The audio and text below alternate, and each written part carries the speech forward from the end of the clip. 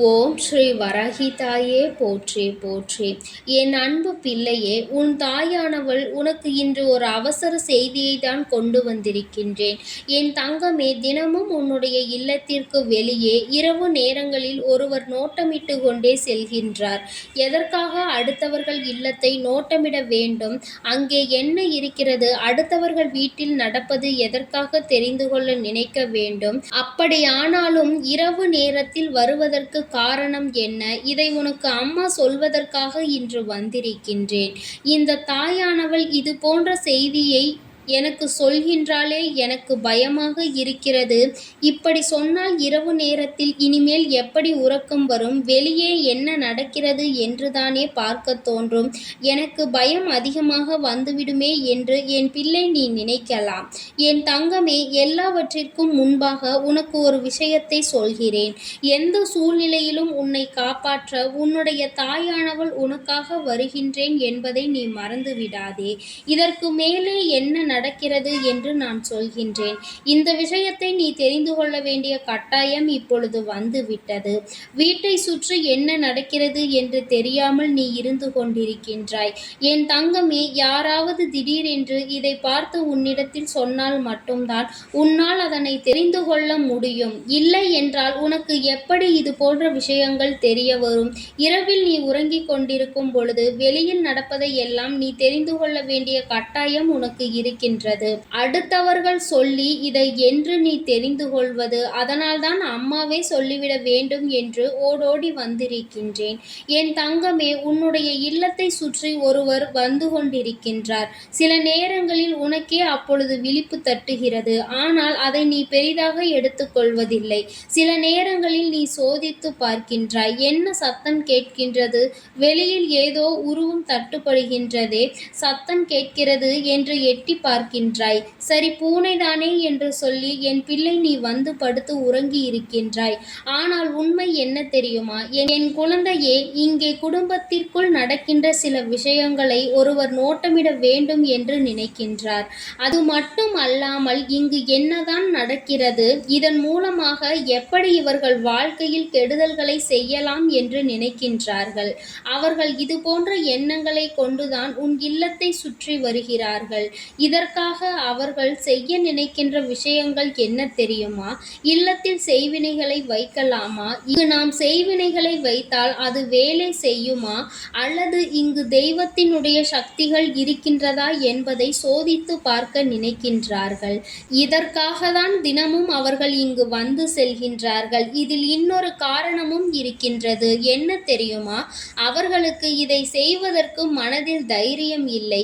இதை எப்படியும் செய்துவிட வேண்டும் என்ற எண்ணம் மட்டும் இருக்கின்றது. அதற்காக சுற்றி சுற்றி வந்து கொண்டிருக்கின்றார்கள். என் தங்கமே, சாதாரண வேலைகளில் உன்னோடு இருக்கக்கூடிய ஒருவர்தான் இது போன்ற செயலை செய்கிறார்கள் என்றால் உன்னால் ஏற்றுக்கொள்ள முடியுமா? இதுதானே இன்றைய சூழ்நிலை, மனிதர்களின் நிலை. உடன் இருந்து கொண்டு யார் ஒருவர் எல்லா விஷயங்களையும் பேசுகின்றாரோ அவர்தானே இது போன்ற செயல்களை செய்ய துணைகின்றார்கள். அப்படித்தான் உன் வாழ்க்கையில் இவர் தினமும் வந்து அங்கே என்ன நடக்கிறது என்று எட்டி பார்க்க முயற்சிகளை செய்து கொண்டிருக்கிறார். இரவு நேரம் ஆனதால் அங்கு எதுவும் தெரிவதில்லை. செய்வினைகளை செய்தால் இவர்கள் இல்லத்தில் எங்கே போட்டு வைக்கலாம், எந்த இடத்தில் வைக்கலாம் என்று இவர்கள் ஆராய்ச்சி செய்கின்றார்கள். இது போன்று இவர்கள் செய்ய நினைக்கின்ற இந்த விஷயத்தினால் என் குழந்தையே, உன்னுடைய வாழ்க்கையில் சில பாதிப்புகள் ஏற்பட்டது உண்மைதான். ஏன் தெரியுமா? நமக்கு செய்வினைகள் செய்வதற்கு யாரும் இல்லை. நம்மை கெடுக்கின்ற அளவிற்கு யார் இருக்கப் போகிறார்கள் என்றுதானே என் பிள்ளை நினைத்து கொண்டு நீ சந்தோஷமாக இருக்கின்றாய். ஆனால் உன்னுடைய வாழ்க்கையில் நீ உன்னுடைய முன்னேற்றத்தை மற்றவர்களிடம் சொல்லி இருக்கின்றாய். அதனால் உன்னுடைய முன்னேற்றம் அவர்களுக்கு பிடிக்கவில்லை. அவர்கள் மனம் முழுக்க வயிற்றெரிச்சல் தான் அதிகமாக இருக்கிறது. எப்படி உன்னுடைய முன்னேற்றத்தை தடுத்துவிட வேண்டும் என்று நினைக்கின்றார்கள். அவர்களை விட நீ எங்கே மேலே சென்று விடுவாயோ என்று அவர்கள் நினைக்கின்றார்கள். அதனால் ஏதேனும் ஒரு கெடுதலை செய்துவிடலாம் என்று எண்ணிக்கொண்டு அவர்கள் செய்ய நினைக்கின்ற விஷயங்களை தான் இதுபோன்ற செய்வினைகள் மூலமாக செய்கின்றார்கள்.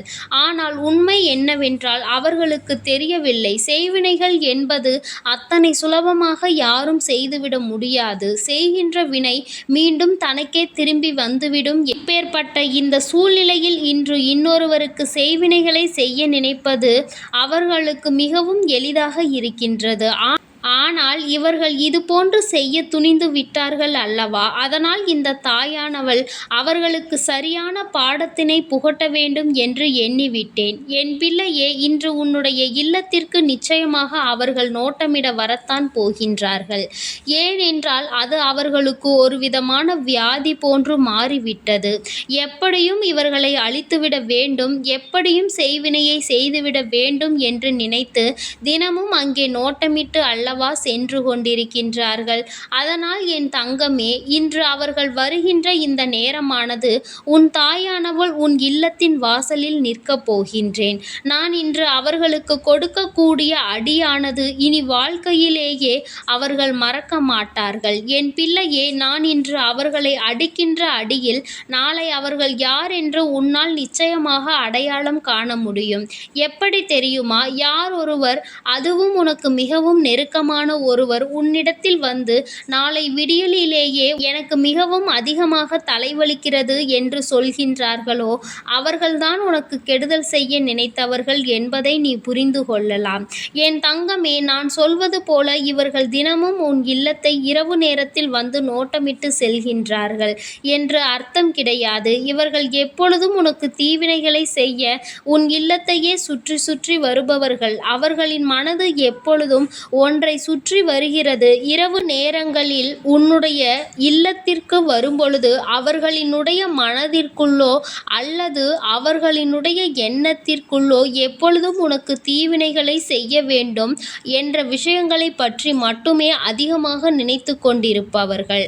இதை நீ இப்படியும் எடுத்துக்கொள்ளலாம். அதனால் நாளை விடியலில் உனக்கு நெருக்கமான ஒருவர் உன்னிடம் வந்து அவர்களுக்கு உடலில் எந்த பிரச்சனைகளும் இல்லை, திடீரென்று தலைவலிக்கிறது என்று சொல்கிறார்கள் என்றால் அவர்கள்தான் உனக்கு கெடுதல் செய்ய நினைக்கிறார்கள் என்பதை நீ புரிந்து கொள்ளலாம். அவர்களுக்கு தெய்வம்தான் தண்டனை கொடுத்திருக்கிறது. இது போன்ற தலைவலிகளை கொடுப்பதன் மூலமாக அவர்களால் அடுத்தவர்கள் வாழ்க்கையில் செய்ய நினைக்கின்ற கெடுதல்களை பற்றி யோசிக்க முடியாது. அது மட்டும் அல்லாமல் நாம் இவர்களை பற்றி இப்படியெல்லாம் சிந்தித்ததனால்தான் தெய்வம் நமக்கு இது போன்ற மிகப்பெரிய தண்டனையை கொடுத்துவிட்டது என்று எண்ணி அவர்கள் திருந்துவார்கள். என் பிள்ளையே, இது அவர்கள் திருந்துவதற்காக கொடுக்கப்படுகின்ற முதல் வாய்ப்பு. இந்த வாய்ப்பில் அவர்கள் தங்களை திரித்துக் கொள்ளவில்லை என்றால் இந்த தாயானவள் அவர்களுக்கு இனிமேல் வாய்ப்புகளை கொடுக்க போவதில்லை. இனிமேல் அவர்களுக்கு தண்டனை தான். அவர்கள் வாழ்க்கையில் அவர்கள் ஏன் இது போன்று மற்றவர்களுக்கு நாம் செய்ய நினைத்தோம், செய்தோமா, செய்யாமல் சென்றோமா, மனதிற்குள் நினைத்ததே மிகப்பெரிய தவறு என்று அவர்கள் நினைக்கின்ற அளவிற்கு எல்லாமே அவர்கள் வாழ்க்கையில் நடக்கத்தான் போகின்றது. என் தங்கமே, இந்த தாயானவளை நம்பி இருக்கின்ற பிள்ளை அல்லவா நீ? உன்னை பற்றியும் உன் இல்லத்தில் எப்பொழுதும் தீவினைகளை செய்ய வேண்டும் என்று நினைப்பவர்களை பற்றியும் அம்மா உனக்கு இன்று அடையாளம் காண்பித்திருக்கின்றேன். உன் இல்லத்திற்கு நோட்டமிட்டு வருகின்றவர் அல்லது தன்னுடைய மனதிற்குள் எப்பொழுதும் உன்னுடைய இல்லத்தில் இதுபோன்று செய்ய வேண்டும் என்று நினைத்திருக்க கூடியவர்கள் இருவரும் ஒருவர்தான். முடிந்தால் சில நாட்கள் வந்து எட்டி பார்த்து செல்வார்கள். இல்லை என்றாலும் மனதிற்குள் எப்பொழுதும் உனக்கு எதையோ செய்துவிட வேண்டும் என்ற எண்ணத்திலேயே சுற்றி திரிகின்றார்கள். உடன் இருந்து கொண்டே இது போன்று செய்கிறார்கள் அல்லவா? இவர்களை எல்லாம் என் பிள்ளையே நீ அடையாளம் கண்டுகொண்டு இவர்களிடத்தில் இருந்து எப்பொழுதுமே நீ தப்பித்து கொள்ள வேண்டும். தேவையில்லாமல் இவர்களோடு பழக்கம் வைத்து உன்னுடைய பிரச்சனைகளுக்கு நீயே காரணமாகி விடாதே. எல்லா சூழ்நிலைகளிலும் என் பிள்ளை நீ கவனமாக இருந்து விட்டால் போதும். இந்த வாழ்க்கையில் உனக்கு இனிமேல் நடக்க இருப்பது எல்லாம் இந்த தாயானவளினுடைய ஆசீர்வாதங்களோடு நல்லதாகவே நடக்கும். யாராலும் உன் வாழ்க்கையில் எதுவும் செய்துவிட முடியாது. தீய எண்ணங்கள் கொண்ட மனிதர்கள் சுற்றி இருக்கிறார்கள். அதை நீ புரிந்து கொள் என்றுதான் அம்மா சொல்கின்றேன். என் அன்பு பிள்ளைக்கு இந்த தாயானவளினுடைய ஆசீர்வாதங்கள் எப்பொழுதும் முழுமையாக இருக்கும். என் தங்கமே, அதனால் நீ எதற்காகவும் கலங்காதே, எதை நினைத்தும் வருந்தாதே. நீ நல்லதையே நினைத்தால் உன் வாழ்வில் எல்லாம் உனக்கு நல்லதாக மட்டுமே நடக்கும். ஓம் ஸ்ரீ வராகி தாயே போற்றி போற்றி. ஓம் ஸ்ரீ வராகி தாயே போற்றி போற்றி. பஞ்சமியின் நாயகியே போற்றி போற்றி. சிம்ம வாகினியே போற்றி போற்றி.